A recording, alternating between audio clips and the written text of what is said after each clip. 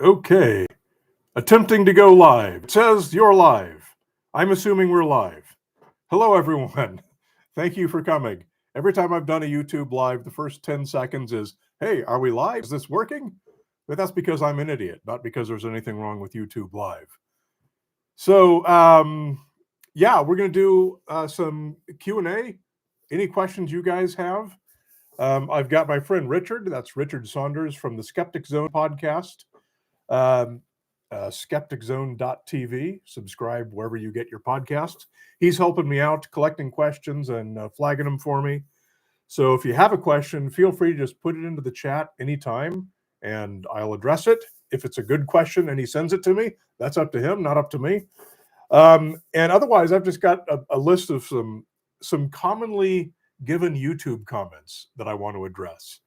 And I'm really hoping that some of the people who watch this are the people who are very angry, disappointed, hostile at the film because it didn't say what they were hoping it was going to say, which is that aliens are already among us.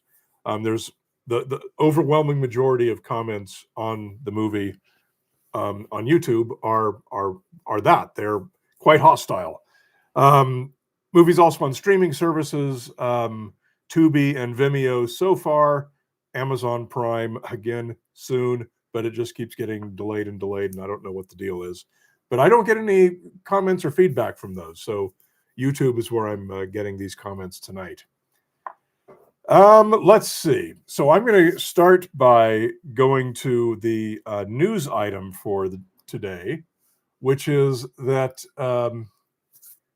Sean Kirkpatrick, the outgoing director of the AARO, the All Domain Anomaly Research Office, which is kind of taken over as the official government UFO office. He's quitting. He was just kind of fed up with where this was all going. And he published an op-ed in Scientific American today. And it is well worth your read. Write this down if you don't, or just search for it right now on sciam.com, Scientific American. You'll see the op-ed from Sean Kirkpatrick. It's not behind a paywall. It's freely available. And he just talks about his whole experience there, which is, it's funny because it could have been written by myself. It reads almost exactly like one of my Substack articles or many of the other skeptical writers on UFOs. It's the same things that many of us have been saying since 2017, since Leslie Kean published their whole sort of narrative in the New York Times and just set off this whole, what do you call the snow? Yeah, snowballing, where the ball of snow rolls down the hill and it gets bigger and bigger. This whole snowballing echo chamber of UFO information. Aliens are already here. Aliens are interdimensional poltergeists. Aliens are angels from God. Aliens represent our consciousness. Just a whole crazy raft of weird concepts all wrapped up. And then on the very surface of them, you've got these apparently credible individuals. They started with Lou Elizondo, and then they had the Navy UFO pilots, Ryan Graves and David Fravor. And then they added David Grush to the mix last year in that comical UFO hearing in Congress, the whistleblower hearing, where he mentioned Roswell and this 1933 Mussolini UFO hoax that people have been writing and joking about for 10 years. They're just, these were hoaxes and non-events that never actually happened to begin with, and that was the best quality of evidence. And in his op-ed, Sean Kirkpatrick talks about inviting all three of these guys many times to come give the classified briefing that they said they would reveal all their evidence in, and they steadfastly refused. And the reason, of course, is that they have no such evidence and didn't, because these things don't exist. There is no corroborating radar data that supposedly proves that the F-18 camera footage was actually showing a nearby object. instead of what all the evidence shows, which is a faraway object that they were misinterpreting.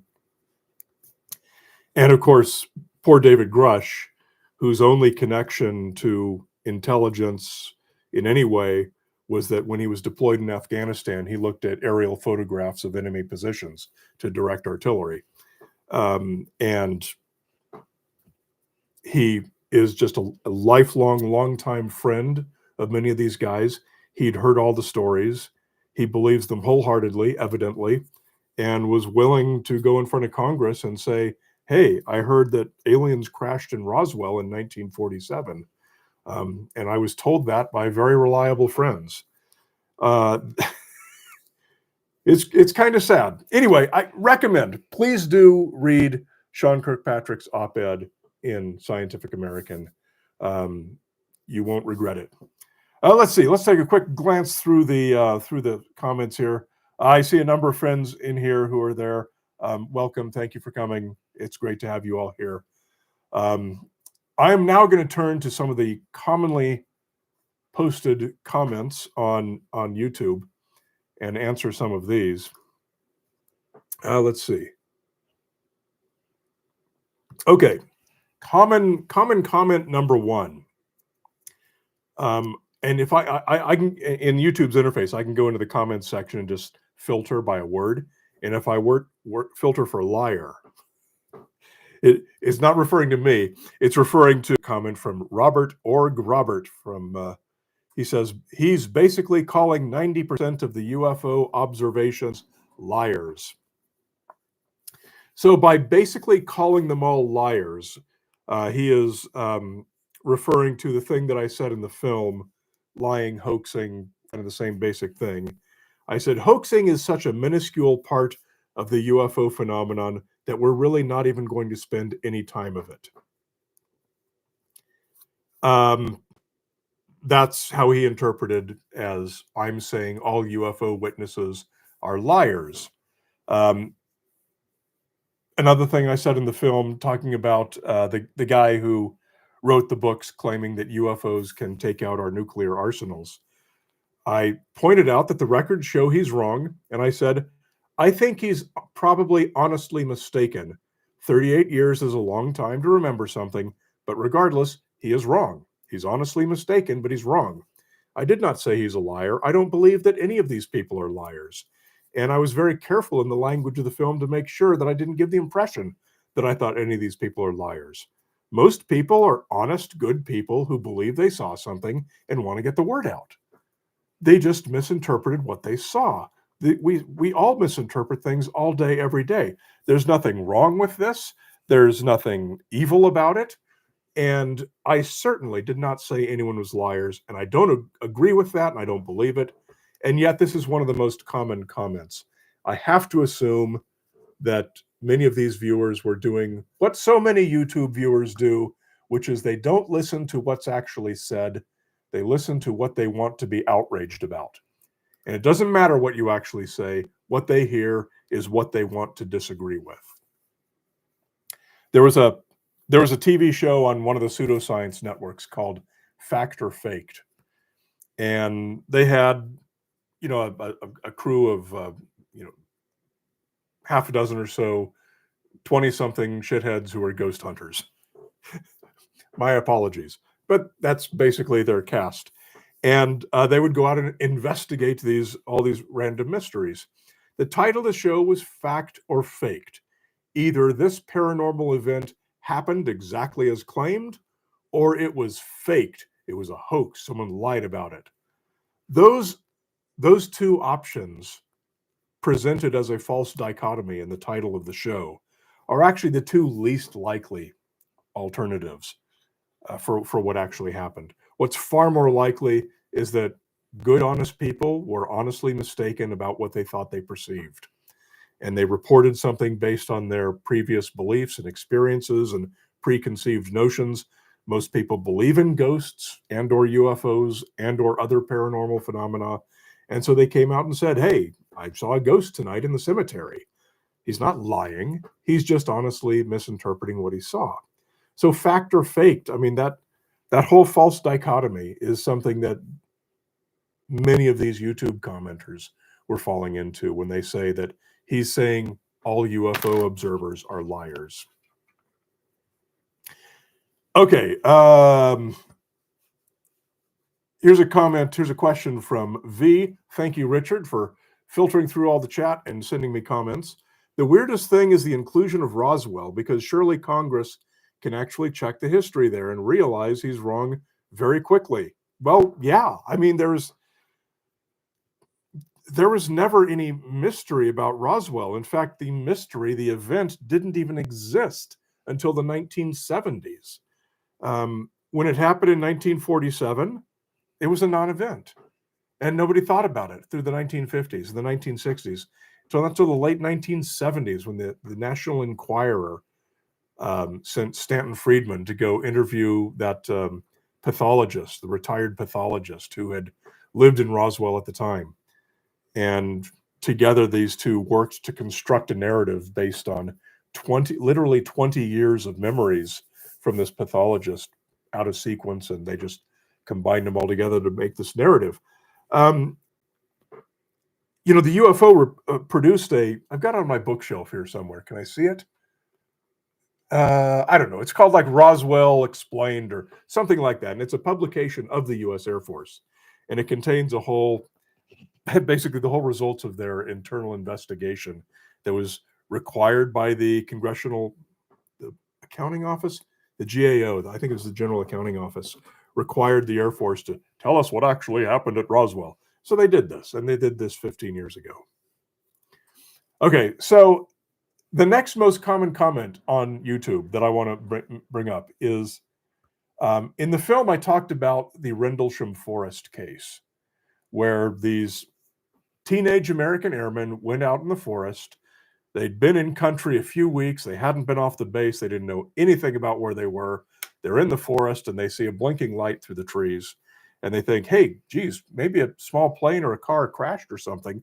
Let's call the authorities. And they radioed in. We say, hey, we see a weird blinking light. Other people came out, and they saw the weird blinking light. They called the local police. The local police came over and said, these guys are seeing the light, the blinking light from Orford Ness Lighthouse. And that's all. They closed the case and left because that's all that was happening. Well, many people, many people on YouTube came back with one of the ufologists' most common arguments against the lighthouse explanation, which is that Orford Ness Lighthouse had a steel plate on the back of it shielding its light so that it wouldn't shine back toward town. It would only shine out to sea. And that's true. It's true of almost all lighthouses, especially those that are near towns. But if you go to the website of an amateur astronomer named Ian Ridpath, his website is ianridpath.com. He's got a whole, he was actually a BBC reporter when Rendlesham Forest originally happened. And he was one of the first people on scene. And he has ever since then been the absolute guru of collecting every piece of information about the entire event. And you can go to his webpage and you can find his explanation of what was going on with the lighthouse.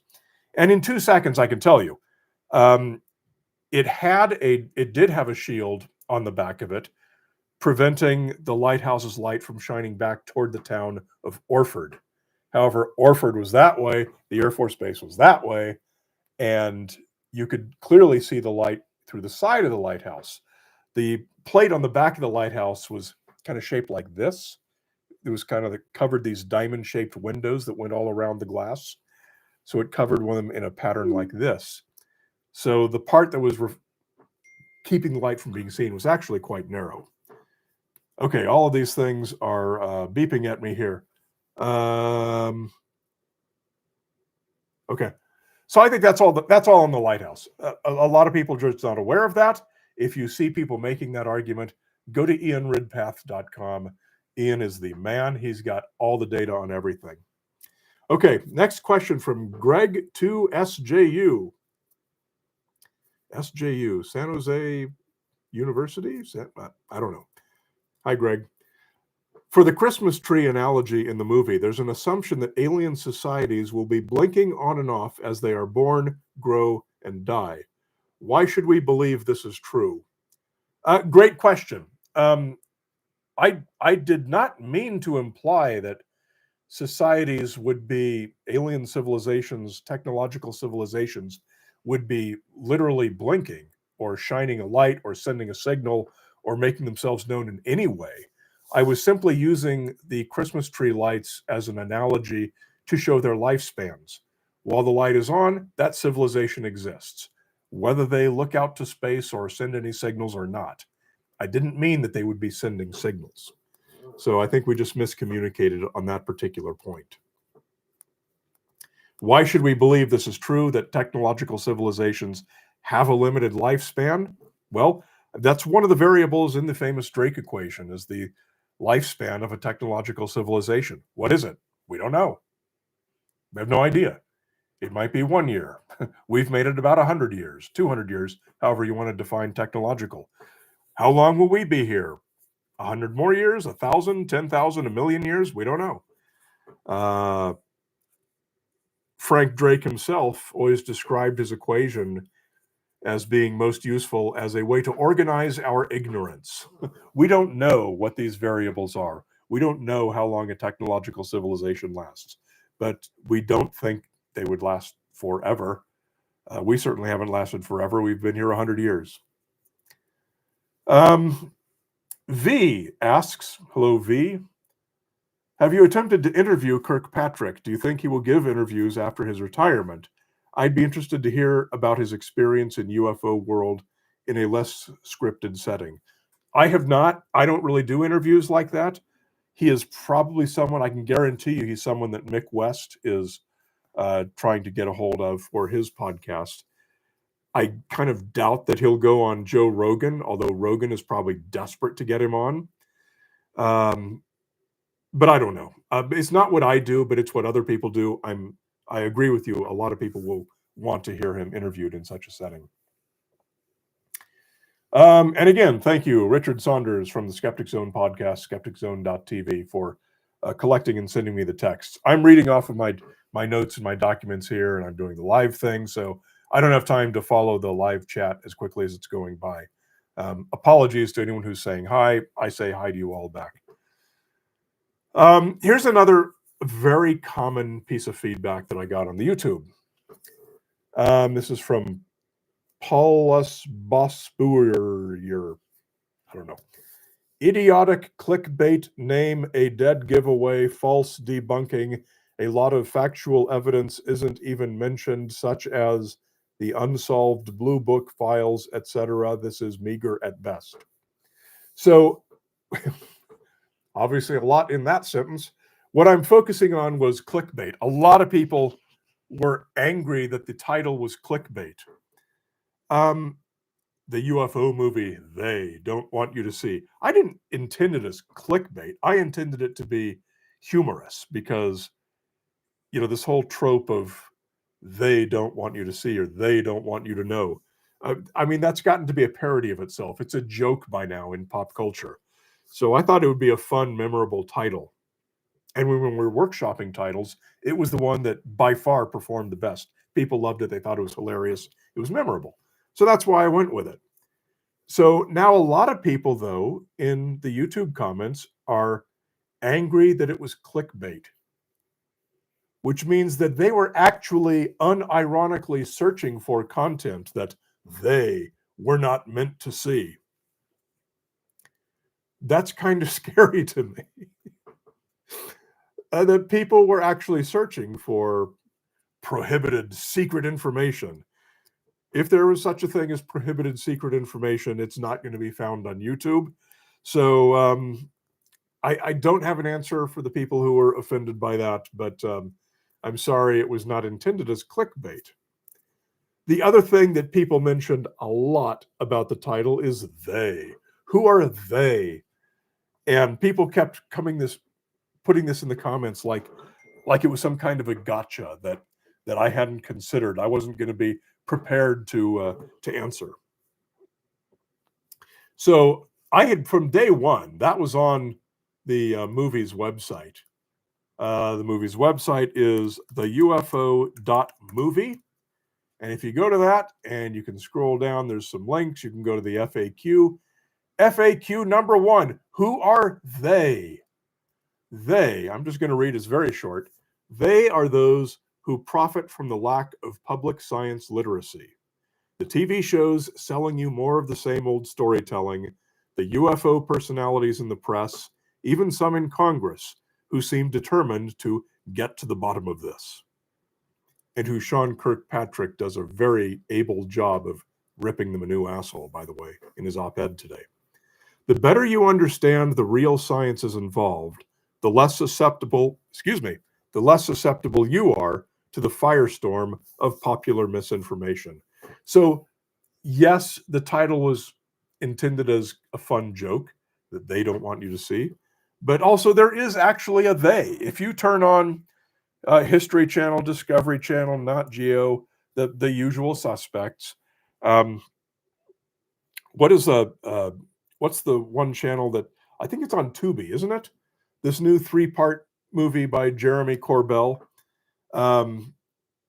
This is all just more of the same UFO storytelling that you've seen 1,000 times before. All of these shows profit by you watching them because you think you're going to learn something new about alien visitation. They make money because most people do not have adequate science literacy to understand that those shows are fictional nonsense. So there actually is a they who would rather you not see this movie, because I did not present fictional nonsense.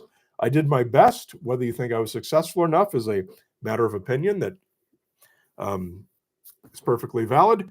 But I tried to present a legitimate science perspective of the science of interstellar civilizations visiting one another, what we know and how we know it, how we will eventually contact alien civilizations, and perhaps most relevantly, why the UFO storytelling we have in pop culture should be dismissed as being very, very low quality evidence.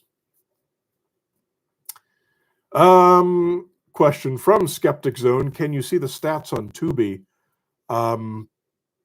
That's a good question. I do not believe so. No, I don't have any.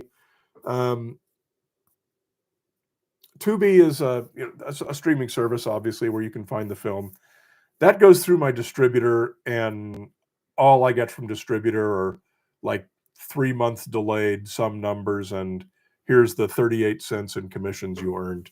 But no, you don't get to see any live viewer stats from your movie on Tubi, really, or any streaming service.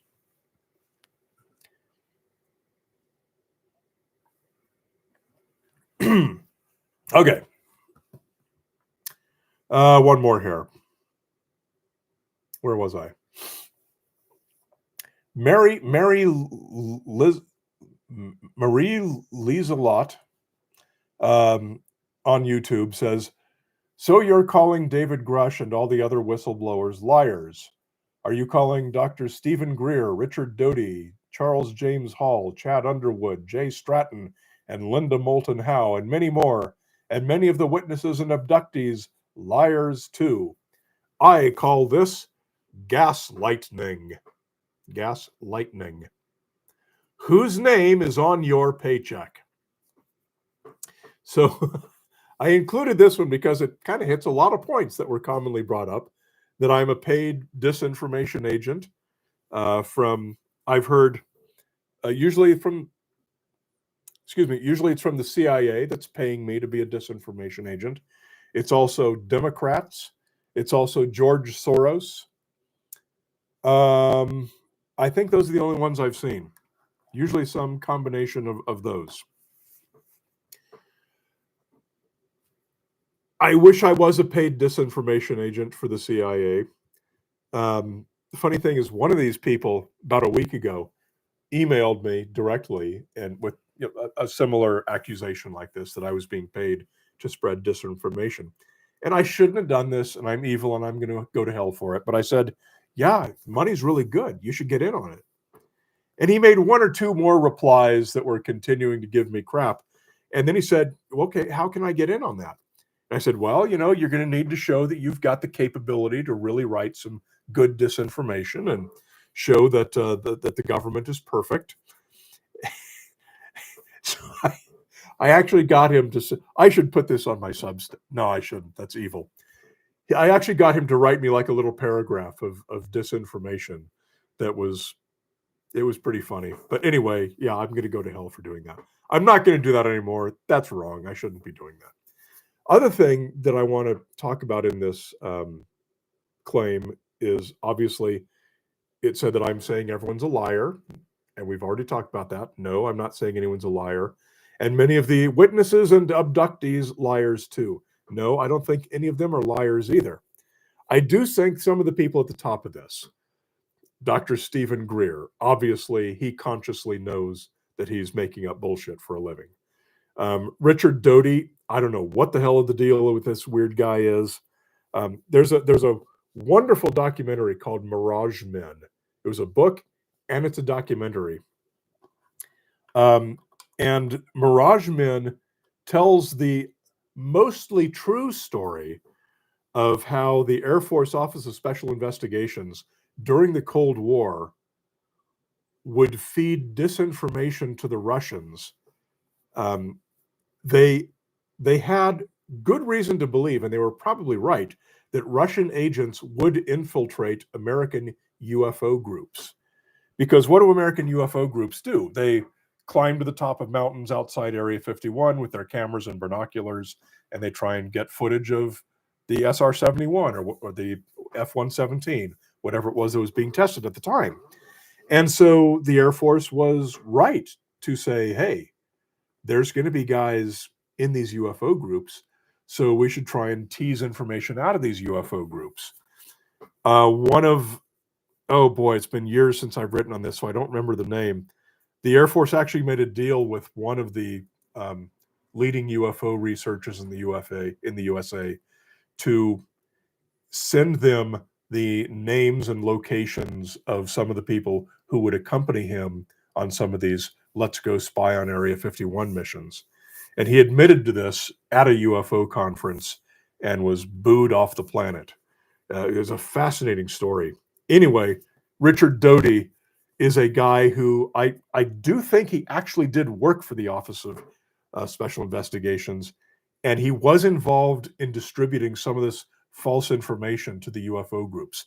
What they would do is they would give the UFO groups, hey, I'll share with you some proof that the USA has dealings with aliens if you'll give us some of the names and locations of some of the people who are traveling with you.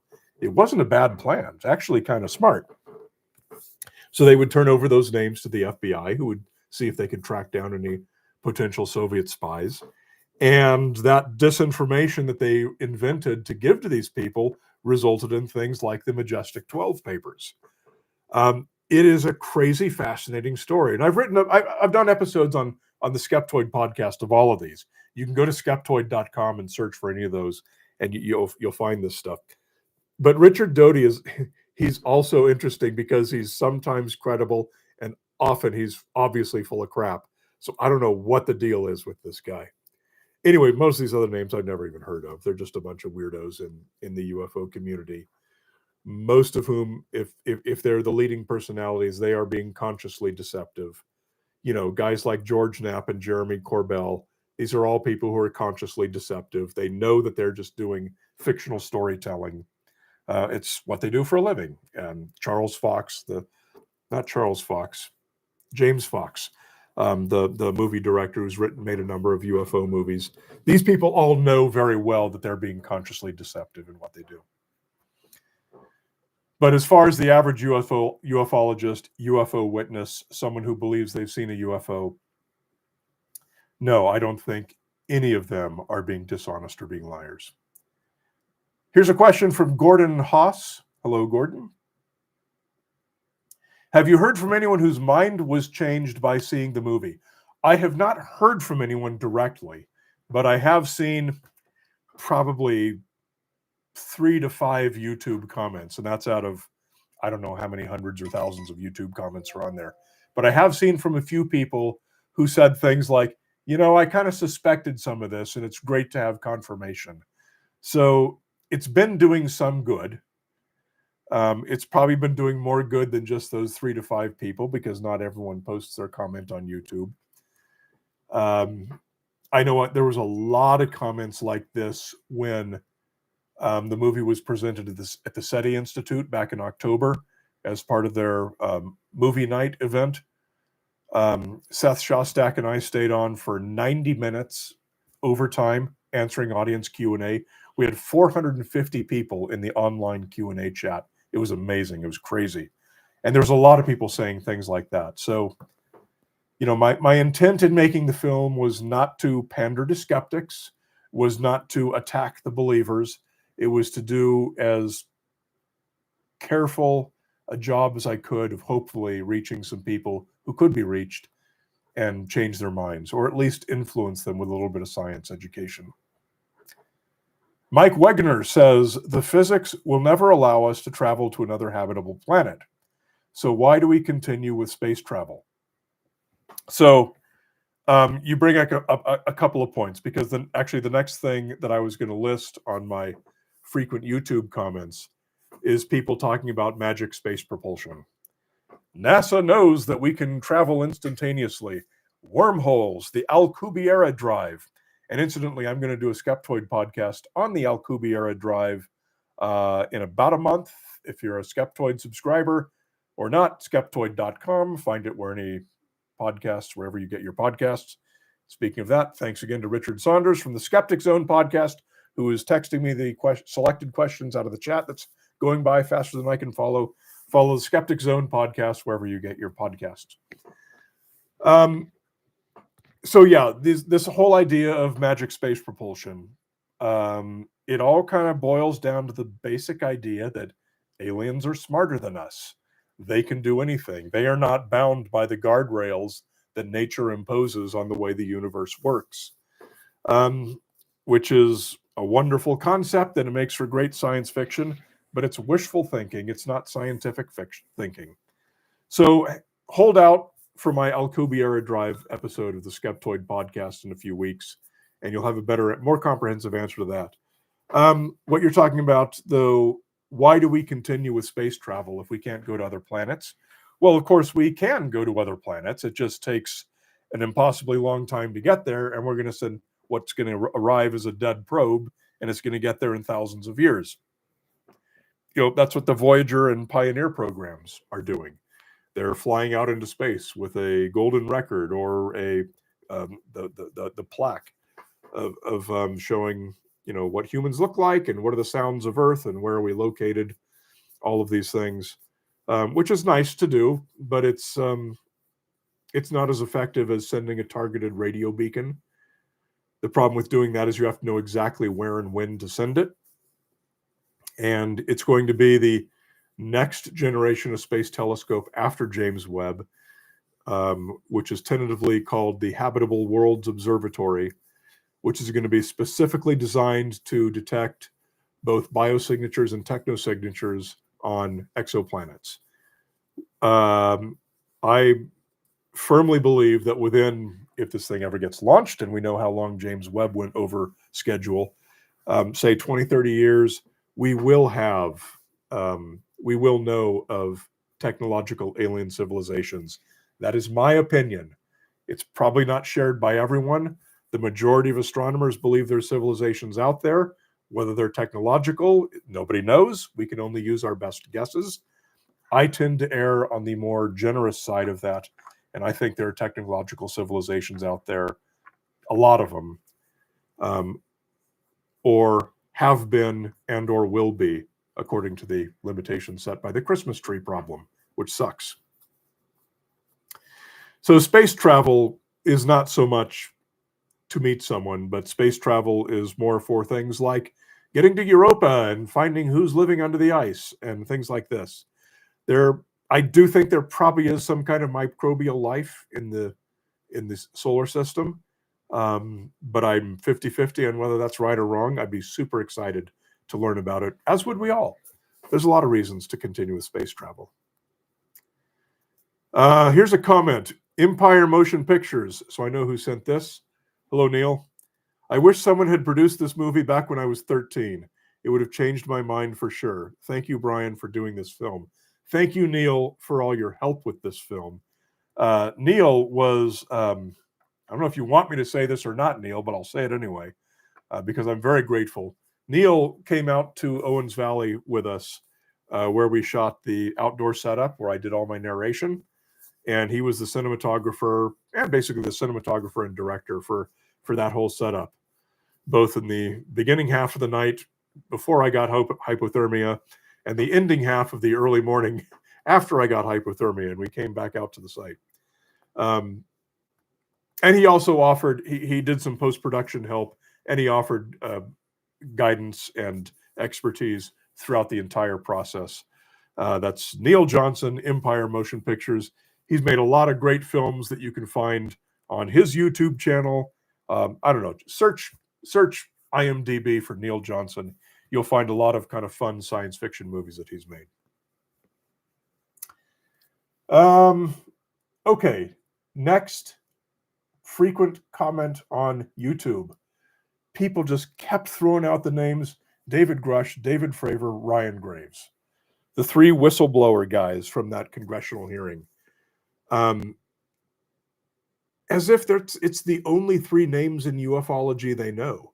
And it's always in the context of these guys had jobs in the military, therefore they're immune from being wrong, therefore their perceptions are infallible, therefore they would never lie, they would never exaggerate, they cannot be wrong because of their military training. All of these things are false. Having a job in the military does not confer immunity from weird beliefs.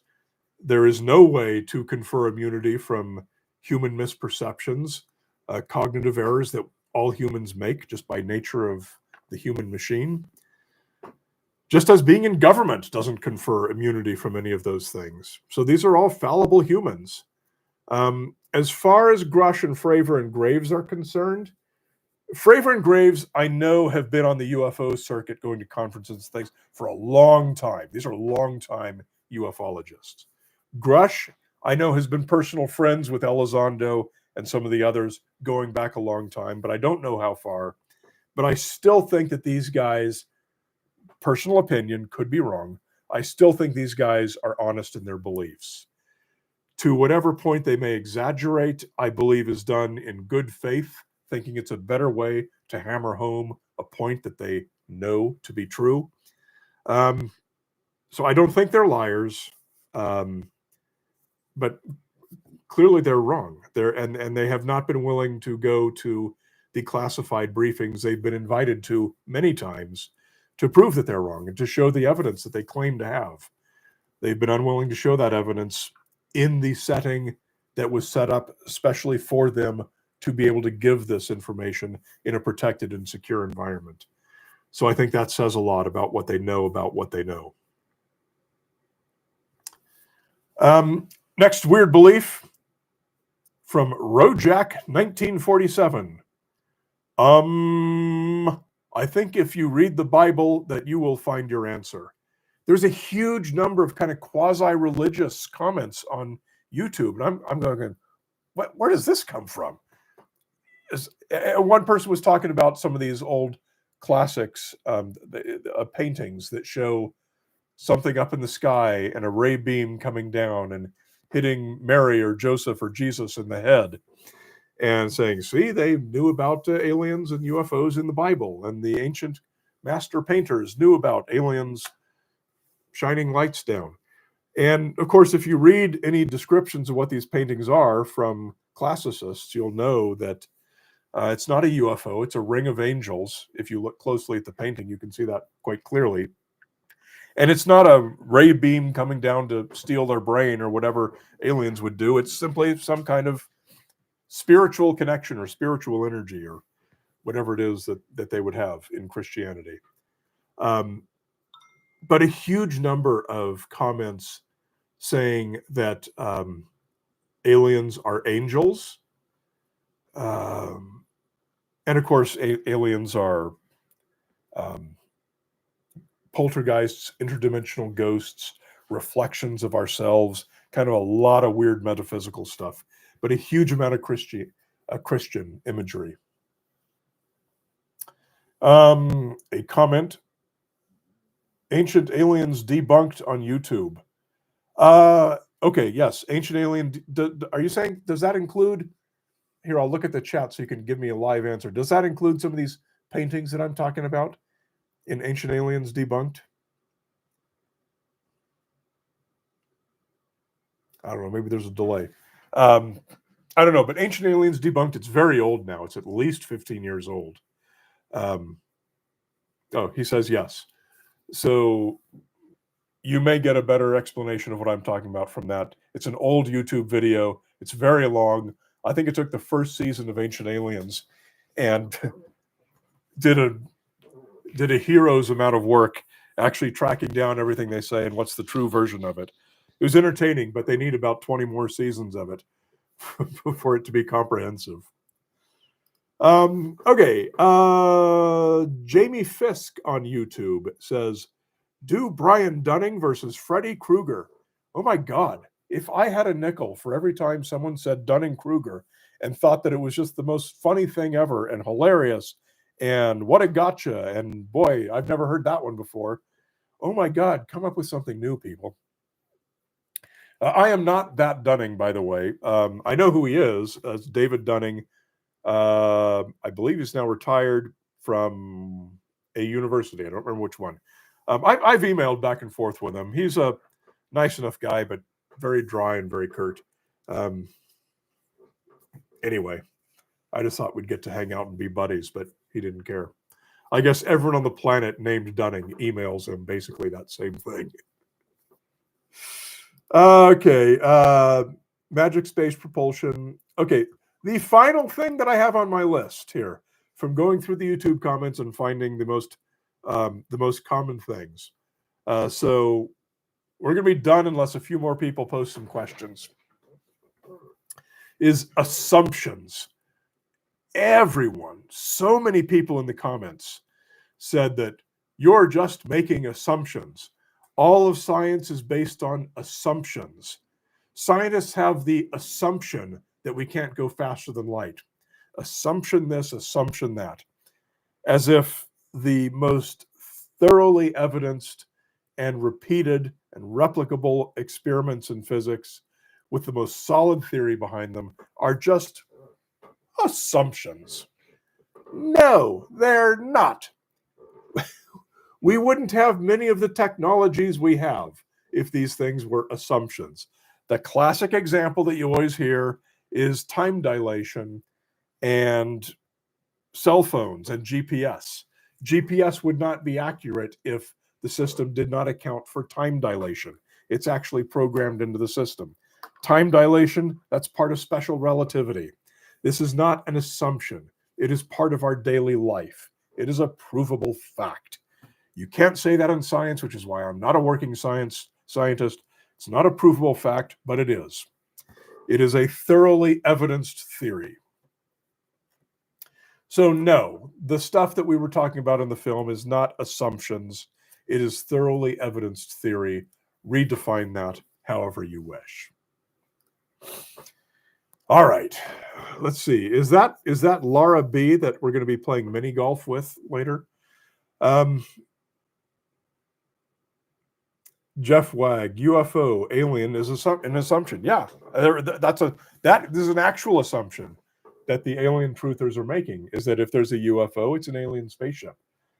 I have no idea why or how so many people came to the conclusion that you see something in the sky, you don't know what it is. Oh, it's an alien, a visiting alien then. Why not a mental projection from your neighbor who's trying to trick you? Why not some yogi in India who's sending you some sort of a karmic image in your mind? Why isn't it people who live on the inside of the earth, on the hollow earth, flying out through the holes in the North Pole in their little spaceship to observe us? Why did it happen to be aliens?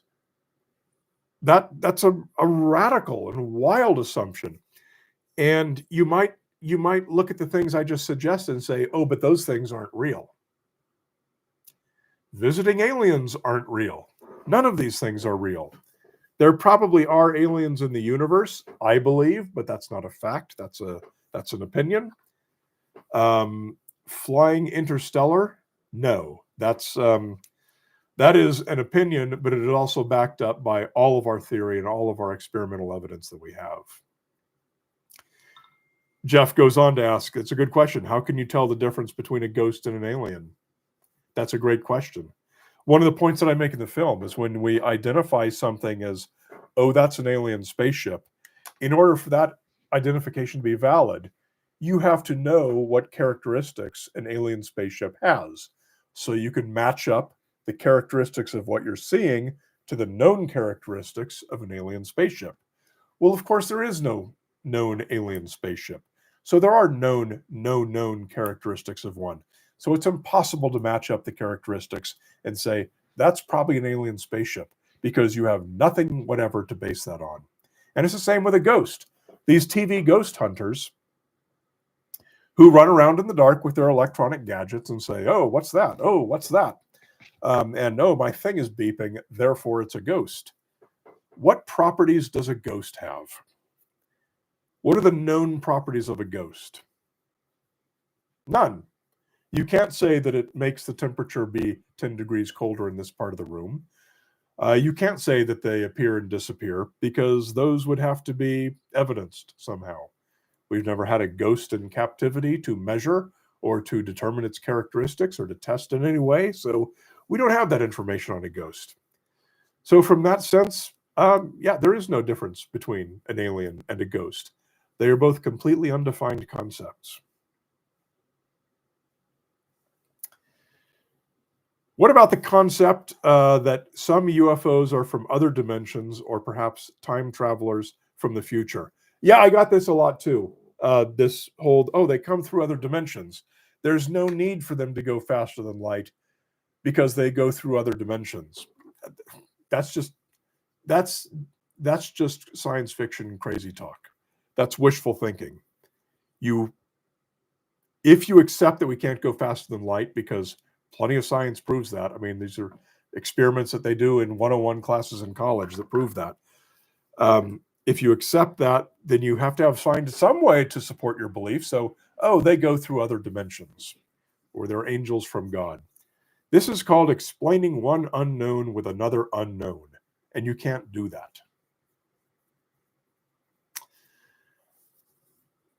Question from Rob. What is the UFO case that is actually most perplexing as to a reasonable explanation? Okay, I am going to say 99.99% of them. Because when something is most perplexing, it's because we don't have any information on it. Someone can tell me. In fact, I've gotten a huge number of back channel messages, emails, Facebook Messenger, YouTube Messenger that I didn't even know existed, from, just check see if my microphone fell off, from people who want to tell me their UFO experience. Someone wants to tell me his UFO experience from 20 years ago. So now I have a secondhand person's perception of what this guy is trying badly to explain, of what he wrongly thinks he remembers from 20 years ago. How is that any information at all? There's nothing to go on. We need empirical evidence if we're going to study it and test it and try and come up with an explanation for it. At least with the Navy videos, the Navy fighter plane videos, we had the videos. We could at least use those, and Mick West was very capably able to analyze those very thoroughly. That's because he had something concrete, something empirical in his hand. Well, with almost all UFO stories, we do not have any of that. We have eyewitnesses' accounts only. And some of them we can find out, well, what these people are describing is very consistent with this thing that we know is going on.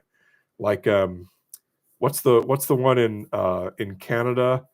The UFO that came up out of the water in the harbor, Shag Harbor. Oh, I hope I'm not getting that wrong. I think it was Shag Harbor UFO. There was kids shooting flares on the beach, and the UFO people, that is known to have been happening because the police arrested them. There are people saying, well, it looked like these bright lights were shooting up out of the water. And suddenly that's considered the best evidenced UFO case in history. So something like that is very easy to explain because we have some pretty good evidence. The Navy videos are very easy to explain because we have some pretty good evidence.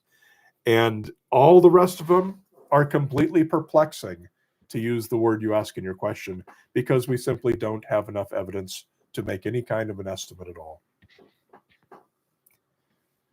Oh, I apologize for so many people. I'm missing your questions, but I know there's nothing worse than dead air while you're all trying to watch and I'm just sitting here reading.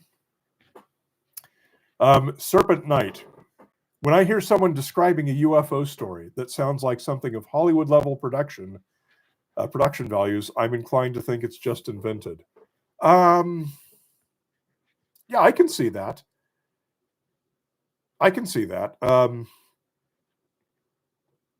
What's a case that springs to mind? The Cash Landrum UFO case. What was the? Remember? Do you guys remember like literally like 35 years ago in Florida? And maybe that eliminates many of you from being able to know what this was. There's some guy in Florida who made this model and would hang it from a string and fly it around his neighborhood and film it. And it was the most incredible thing ever that this guy happened to get this incredibly detailed film footage, because it was film footage. He had to actually get a film camera out at the time of this thing flying around in his neighborhood. If someone remembers what that was called, please put it in the chat. I have not done an episode on that one, interestingly. But after the guy moved away, the people who bought his house found the model up in his garage. But for years, this guy was considered, man, it's incredibly lucky that this guy seems to be the one who gets all of this footage of this amazing alien.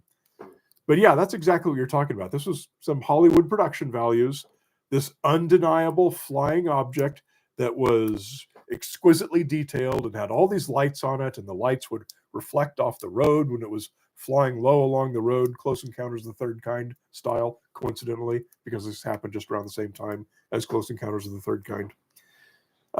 Gulf Breeze. Thank you, Jeff. The Gulf Breeze UFO. I haven't done this for years, so I don't know if this is a good suggestion, but do a Google image search for Gulf Breeze UFO. You'll probably see what I'm talking about. The model was literally found in the attic of the guy's house when he sold his house. Okay, I think we've covered the same territory. Oh wait, no. Here's one more. Thank you, Richard. One more question from Xenoneuronics. We've actually got a lot of data on sightings because they post their sightings constantly, then get upset when you point out it's Arcturus or the ISS or Jupiter or the NOS satellites. Yeah, there are a lot of these. A point that I mentioned in the film is that celestial objects are still the VIP, MVP, whatever you call it, of UFO sightings, and still mostly Venus. As insulting and dismissive as that sounds, to say, "Oh, he just saw Venus," it is genuinely true that still Venus accounts for more UFO sightings than anything else. We might have a change in the data now with the Starlink satellites, with these Starlink satellite trains where you see 50 dots all closely spaced flying through the air in the night sky, all in a line. The first time I saw it, it blew my mind because I had no idea what it was. When you see Venus, or when you hear a description of this UFO, when someone says, "This is what I saw, this is where I was standing, this is the direction I was looking, it was at that elevation," there are people who go to their Starfinder software and they look, what was he seeing, what was in approximately that direction and that altitude, and it's going to be Venus, or it's going to be Jupiter, or some other celestial object. But you can find out exactly what it was if you know where he was standing and when he was there. And it turns out to be Venus every time we have enough information to make that determination, which is not often. So the question I have for these people is, well, did you see one object or two objects? Well, I just saw one. Well, you know that Venus is in that exact location of the sky, right? Well, okay, I'll take your word for it. But you only saw one object. Oh yeah, but I saw a UFO. I didn't see Venus. If there was a UFO there, you would have seen two objects, not one. That's something that comes up all the time. Did they see two objects or just one? Flea bites. I'm assuming that's bites. I can't imagine thinking Venus is a UFO. I can. That happened to me once, and not that long ago. I was on one of Jeff Wag is on here somewhere. There he is. Hi, Jeff. Jeff was on. Jeff also advises me to answer Eleanor. I will do that. Thank you. As soon as I finish this, I was on one of Jeff Wag's cruises with the College of Curiosity. Look it up, Google it. I'm sure you'll find it. Sign up, go on his cruises. They're awesome. You'll go on a cruise with 50 or 75 like-minded friends. It's a great time. I've done two of them. And on one of these cruises, we were on 10 o'clock at night. We're up on the top deck of the ship. And I don't know, we're standing there chatting. And I look out to sea, and I see this weird friggin' crazy light going, whoa, whoa, way up and down, way out at the horizon. And now I'm quickly thinking in my head, I'm running through all these scenarios. Okay, I know that you can't judge the size and the distance of a single light in the sky. So what is this? Is it far? Is it close to me? I know that I can't make that judgment, but it's making this weird movement.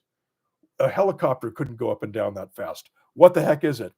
And I start to kind of do a mini freak out. And I'm telling my friends, oh my gosh, look at that. Look at that. It's going up, and look at that crazy UFO. And they're like going, dude, are you kidding me? Are you frigging insane? Are you kidding me? I'm going, what? What is it you all see that I don't see? This ship was rocking. The ship was rocking like this. And I'm just looking out there at a stable light in the sky, probably Venus, and it was going up and down like some kind of a firework sky streaker. I don't know what those words mean. Some kind of a light going up and down. I was fooled by Venus. And I actively knew that I could be fooled, and I actively knew not to believe what I'm seeing, and I actively knew what it probably was, and I was still fooled. So I am not surprised at all that people still mistake Venus for a UFO. Okay. Eleanor's question, thank you for texting it, Richard. Since it takes a certain number of generations of suns, why wouldn't all civilizations start around now? That's a great question. That's something that actually, my daughter is a PhD candidate astrophysics, and she does a lot with suns and multi-generational suns and all this kind of thing. And I was asking her about this not too long ago. And apparently the lifespans of stars are all over the place. So there are still some first generation suns. There are probably some fourth generation suns. Most are second and third. But still, we're covering the whole time span of this 14 billion year history of the universe. Not the whole time span, but a large portion of it. How much I couldn't tell you, but it's not as simple as all stars, they complete their first generation, then they all start their second generation. We don't have those, those markers.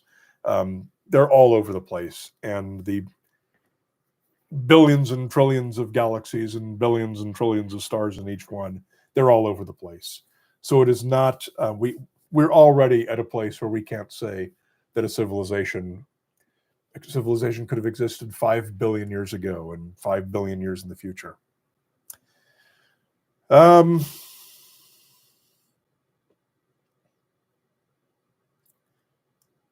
Mick West YouTube on Starlink is worth watching. Okay, good advice. Thank you, Richard.